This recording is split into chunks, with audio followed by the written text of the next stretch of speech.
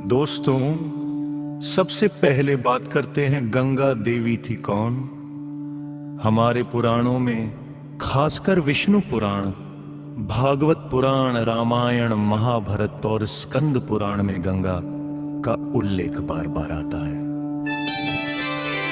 ऋग्वेद में गंगा का नाम सबसे पहले लिया गया नदियों में से एक है, लेकिन गंगा सिर्फ नदी नहीं है, वो एक देवी है जो नदी का रूप लेकर हमारे बीच आई। पुराणों के अनुसार गंगा का जन्म भगवान विष्णु के चरणों से हुआ।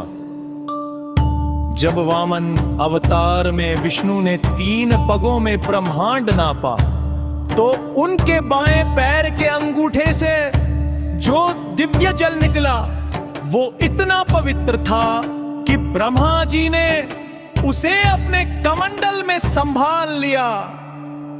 वही जल गंगा बनी। सोचिए, जिस जल ने भगवान विष्णु के चरण छुए हो, उसकी पवित्रता क्या अंदाजा होगा। गंगा देवी का स्वरूप श्वेत वस्त्र, माथे पर जल का मुकुट, हाथ में कमंडल और वाहन है मकर, यानी एक विशाल जलीय रानी। उनकी आंखों में करुणा का था सागर है। उनके नाम भी कई हैं। भागीरथी, भगीरथ की वजह से धरती पर आई। जाह्नवी जहनु मुनि की पुत्री, त्रिपथगा तीनों लोक में बहने वाली। विष्णुपदी, विष्णु के चरणों से जन्मी। सुरसरी, देवताओं की नदी। हर नाम के पीछे एक कहानी है। लेकिन दोस्तों, यहाँ एक बहुत दिलचस्प बात है। गंगा स्वर्गलोक में सिर्फ एक नदी नहीं थी, वो एक स्वतंत्र देवी थी।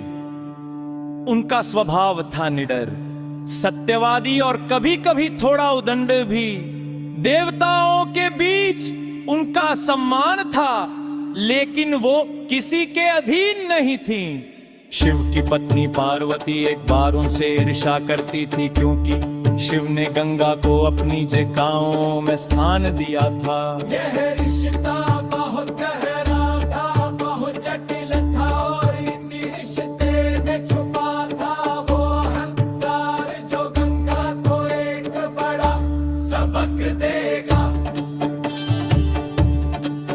लेकिन उससे पहले बात करते हैं उस दर्दनाक घटना की, जिसने गंगा को धरती पर आने का कारण बनाया। उन 80,000 आत्माओं की कहानी जो ना स्वर्ग में थी ना धरती पर, भटकती रही युगों तक। ये कहानी है उस दौर की जब अयोध्या में एक महान राजा राज करते थे। उनका नाम था महाराज सगर। सूर्यवंश के राजा भगवान राम के पूर्वज, इतने शक्तिशाली कि उनकी सेना का नाम सुनकर दुश्मन कांपते थे। सगर ने ठाना, अश्वमेध यज्ञ करूंगा। अश्वमेध यज्ञ यानी एक पवित्र घोड़ा छोड़ा जाता है। जहां भी वो घोड़ा जाए वो राज्य राजा का हो जाए। सगर की ताकत देखकर देवलोक में हलचल मच गई। इंद्रदेव घबरा गए कि अगर सगर इतने शक्तिशाली हो गए तो स्वर्ग का सिंहासन भी खतरे में है। इंद्र ने एक चाल चली।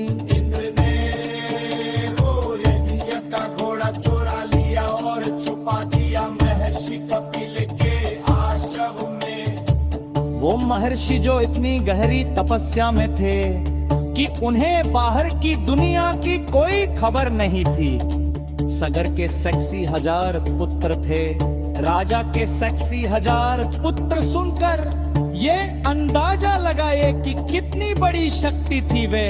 सब निकले घोड़े की तलाश में, पूरी फिर जान मारी, पहाड़ जंगल समुद्र हर जगह ढूंढा, तो आखिरकार पहुंचे कपिल मुनि के आश्रम में। वहाँ घोड़ा था और पास में एक ऋषि ध्यान में बैठे थे। सक्सी 1000 पुत्रों ने सोचा यही चोर है। उन्होंने तपस्या में लीन महर्षि को अपशब्द कहे, ऋषि को जगाने की कोशिश की, धक्के दिए, चिल्लाए, और तब कपिल मुनि की आंखें खुली। वो आंखें जो वर्षों से बंद थी, वो आंखें जिनमें हजारों साल की तपस्या की अग्नि थी।